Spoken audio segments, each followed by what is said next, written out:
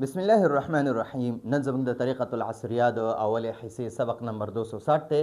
الدرس السبعون اویایم درس دی، یعنی 70 نمبر درس دی. یو ضروری قاعده او د الفاظو معنی به پکې وایو انشاءالله. ضروری قاعده د خط لیکلو مقصد مخاطب حاضر کس ته وي. تا ته چې څوک حاضر وي یا ته چاته خط لیکي نو هغه ته مخاطب وي، یعنی حاضر کس ته د خپلو حالاتو او د ما فی الضمیر معنی چې په ضمیر کې څه دي، په زړه کې چې د څه دي د هغې خبر ورکول، اطلاع ورکول، یعنی خبر ورکول دي. د خط لیکلو مقصد څه دی؟ چې ته مخاطب ته یعنی حاضر کس ته یا ته چاته لیکي، پلار ته یا رور ته یا استاذ ته خط لیکي که نه، نو هغه استاذ یا پلار یا رور د خپل حالاتو او د زړه د خبرو نه خبرول، دا د خط مقصد وي. ٹھیک شو؟ نو ګورئ، یو مخاطب وي تو باندې زبر، مخاطب معنی د حاضر کس او یو مخاطب وي تو باندې زیر.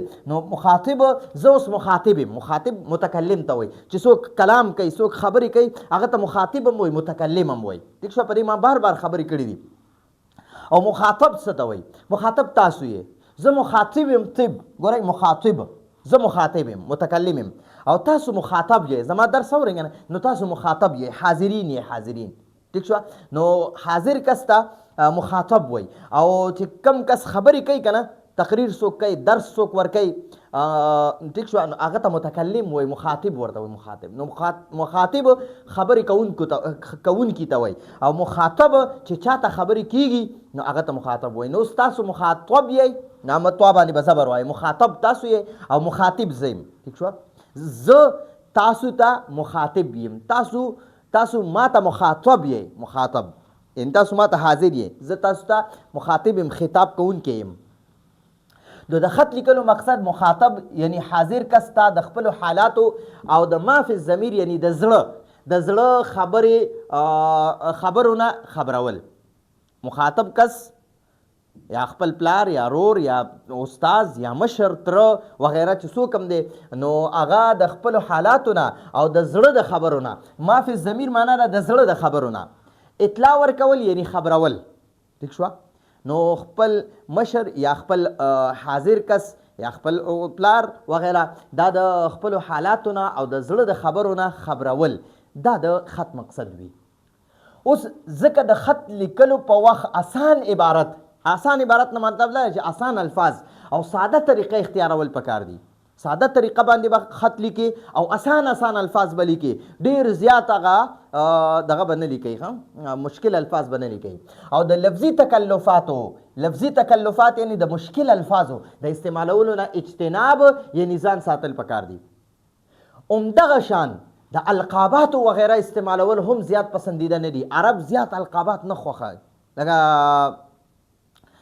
مطلب داسې دا چې لکه شیخ الحدیث والقرآن، حضرت، مولانا، قاری، مفتی، فلانې ډنګرې، دا القابات استعمالول نه دي پکار، بس ساده الفاظ استعمالول. نو القابات دا زیات پړپړې ورپسې لیکل عرب نه خوښوي. ٹھیک شو؟ او یوه اهمه خبره دا ده، اهمه خبره په خط لیکلو کې دا ده چې هر کله مشرانو ته خط لیکل وي، چې کله ته مشرانو ته خط لیکي نو الکریم یا المحترم لیکل پکار دی.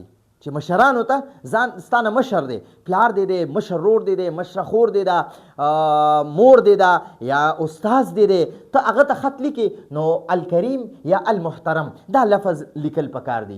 او کشرانو ته چې کله خط لیکي، ستانه کشر رور دی یا خپل زوی ته یا خپل کشر خور ته یا خپل شاګردانو ته د خط لیکلو په وخت العزیز یا الحبیب وغیره الفاظ استعمالول پکار دی. ٹھیک شو؟ نو چې دا ولیکي بیا دې نه پس به بیا السلام علیکم ورحمت الله وبرکاتو ولیکي، او د هغې نه پس به بیا ولیکي وبعدو معنی ده د سلام نه پس خپل حالات شروع کا. اوس په د الفاظو معنی دي، نو دا الفاظو معنی به په خط کې استعمالیږي. نو دلته په دې باندې اول مونږ ځان پوه کړو، دا الفاظو معنی مضبوطې یادې کړو. دا به زمونږ عام په معاشره کې استعمالیږي، چې کله خط لیکو نو هغې کې به هم دا استعمالیږي. نو التحقتو چې دی که نه، التحقتو دا د فعل ماضي صیغه ده، واحد متکلم صیغه ده. التحق یلتحق التحاق، افتعل یفتعل افتعال، د باب افتعال نه التحقتو، التحق یلتحق التحاق. نو التحقتو معنی ده زه شامل شوم، زه داخل شوم. لکه ګورئ یو کمرې ته داخلېدل وي نو هغې ته وایي دخلتو، زه کمرې ته داخل شوم، دخلتو المسجده، زه جومات ته داخل شوم، دخلتو الغرفته، کمرې ته داخل شوم، دخلتو السوقه، بازار ته داخل شوم. یو ځای کې داخله اخیستل وي، یو داخله اخیستل وي، مدرسه کې داخله اخلي، سکول کې داخله اخلي، کالج کې داخله اخلي، یونیورسټۍ کې اخلي، جامعه کې اخلي، نو هغې ته وایي التحقتو، زه ما داخله واخیسته یا زه شامل شوم، زه داخل شوم، ما ایډمیشن وکړو. امید دی په دې الفاظو به پوه شوي. نو التحقتو معنا ده زه شامل شوم، زه داخل شوم، ما داخله واخیسته. ارجو دا د واحد متکلم صيغه ده او د دې معنی دا د واحد متکلم صيغه ده د فعل مضارع ښه. دا التحقت فعل ماضي ده، دا د فعل ماضي واحد متکلم صيغه ده او ارجو د فعل مضارع واحد متکلم صيغه ده. التحقتم د واحد متکلم صيغه ده، خو دا د فعل ماضي ده. او ارجو دغه صيغه ده، د فعل مضارع صيغه ده او دا هم د واحد متکلم صيغه ده. ټیک شوه. نو زما امید دی، ارجو زه امید لرم، زما امید دی، ارجو زه امید لرم. وصلتو، وصله یسولو معنا ده رسیدل، وصلتو معنا ده زه ورسیدم، وصلتو دا د فعل ماضي واحد متکلم صيغه ده، زه ورسیدم، وصلتو زه ورسیدم. اهلک، اهل چې دی که نه کور والاو ته وایي، خاندان ته وایي. ٹھیک شو. نو اهل معنا ده اهلک ستا خاندان، اهل معنا ده خاندان او اهلک معنا ده ستا خاندان، اهلک ستا خاندان.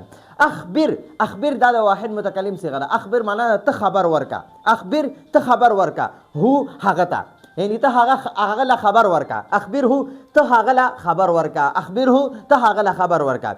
حفظکم الله، حفظ دا فعل دی او لفظ الله فاعل دی. حفظ الله، ٹھیک شو. حفظ الله، الله دې حفاظت وکړي، کوم ستاسو.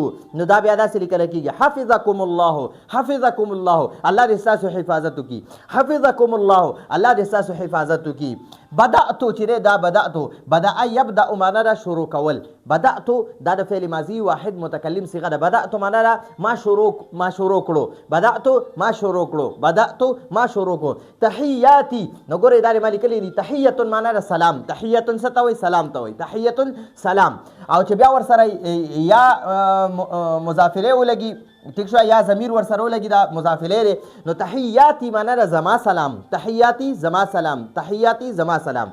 فرحه معنا ده هغه خوشحاله شو، فرحه دا د فعل ماضي واحد مذکر غایب صيغه ده. فرحه معنا ده هغه خوشحاله شو. ارسل یرسل معنا ده لیږل، ارسل یرسل ارسال معنا ده لیږل. ترسلو پکې دا د واحد مذکر حاضر صيغه ده، واحد مذکر حاضر د فعل مضارع. و ترسلو معنا ده ته لیږي، تم نے بھیجا، تو نے بھیجا، تو نے بھیجا یا آپ نے بھیجا. نجحتو، نجح ینجح معنا ده کامیابېدل، نجح ینجح معنا ده کامیابېدل. او دا نجحت چې دی دا د فعل ماضي واحد مذکر حاضر صيغه ده. نجحت معنا ده ته کامیاب شوې، نجحت ته کامیاب شوې، نجحت ته کامیاب شوې. نو دا زموږ د نن ورځې درس و. امید دی په دې باندې به تاسو پوه شوي. ما کوشش وکړو چې اسان الفاظ او په اسانه طریقه پوه کړم. نو زموږ د نن ورځې درس و. خپل خصوصي دعاګانو کې یاد ساتئ. راتلونکي درس پورې اجازه غواړو. هذا هو المرام والله اعلم بحقیقة الكلام.